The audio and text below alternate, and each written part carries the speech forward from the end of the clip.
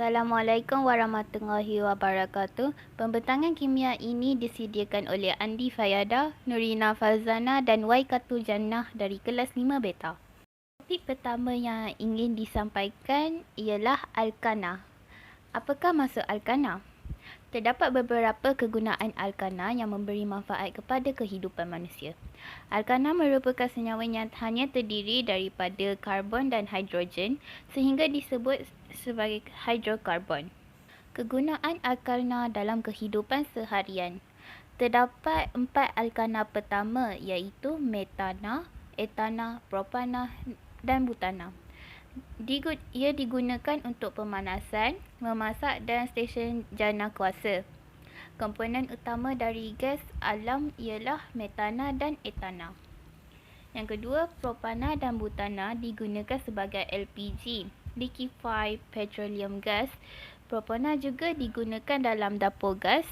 Butana digunakan dalam pemetik api. Keduanya juga digunakan dalam bahan bakar dalam penyembuh aerosol. Yang ketiga, alkana yang memiliki jumlah karbon 5 hingga 4 adalah cairan yang mudah menguap yang digunakan sebagai bahan bakar dan pelarut yang baik untuk zat non-polar. Alkena. Apa itu alkena?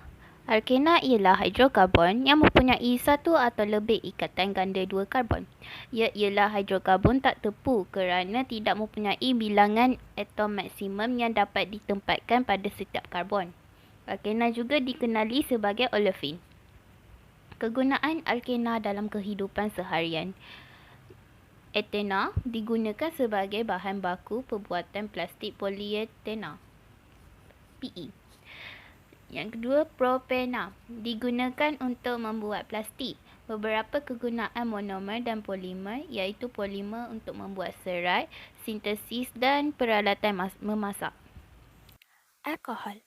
Alkohol terdapat dalam pelbagai bentuk yang digunakan dalam perubatan, sebagai contoh antiseptik, pembasmi kuman dan penawar. Alkohol juga digunakan pada kulit untuk membasmi kuman pada permukaan kulit sebelum tusukan vena dan sebelum pembedahan. Ianya boleh digunakan untuk membasmi kuman di kulit seseorang. Alkohol juga dapat digunakan untuk membersihkan kawasan lain dan pada ubat kumur. Kegunaan alkohol. Yang pertama, alkohol digunakan sebagai bahan api. Yang kedua, alkohol digunakan sebagai pelarut dalam kegunaan harian dan industri. Yang ketiga, pencemaran udara dapat dikurangkan dengan penggunaan bahan api beralkohol dalam alat pengangkutan. Yang keempat, alkohol digunakan dalam industri sebagai pelarut yang boleh melarutkan pelbagai bahan organik. Contohnya, etanol digunakan sebagai pelarut bagi minyak wangi, deterjen, dakwat, varnis kuku, dadah, bahan pencelup dan lain-lain. Akhir sekali, alkohol digunakan dalam pembuatan ubat-ubatan dan bahan kosmetik. Contohnya, etanol digunakan dalam pembuatan antiseptik bagi merawat luka dan sebagai pelarut untuk pelbagai produk penjagaan kebersihan diri. Penyalahgunaan alkohol boleh mendatangkan banyak kesan buruk terhadap kesihatan diri. Kesan alkohol dalam badan bergantung kepada kepekatan alkohol dalam darah. Kesannya, seseorang itu menjadi mabuk apabila alkohol diambil dalam kuantiti yang berlebihan, menyebabkan fungsi otak dan sistem saraf terjejas, seterusnya melemahkan gerak balas otot dan akhirnya melambatkan reaksi. Selain itu, seseorang menjadi ketagih terhadap minuman beralkohol apabila diambil secara berlebihan dalam jangka masa yang panjang. Akhir sekali, peminum berisiko menghidapi penyakit seperti sirosis hati, kerosakan buah pinggang, kegemukan, malnutrisi, penyakit jantung, tekanan darah tinggi dan ulcer perut. Asid karboksilik merupakan sejenis asid organik yang disifatkan melalui kewujudan sekurang-kurangnya satu kumpulan karboksil.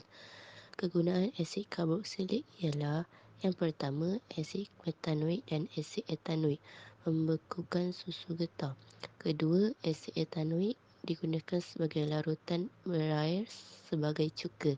Ketiga, asid etanoik penghilangan ubat aspirin.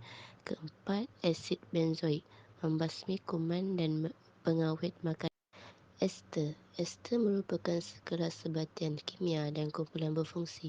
Ester terdiri daripada asid organik atau tak organik dan sekurang-kurangnya satu kumpulan OH hidroksil digantikan oleh kumpulan O alkil alkoxil. Antara kegunaan ester ialah ester yang berasal dari buah-buahan dan aroma eses pada makanan. Kedua, ester lemak untuk membuat mentega, margarin dan sabun.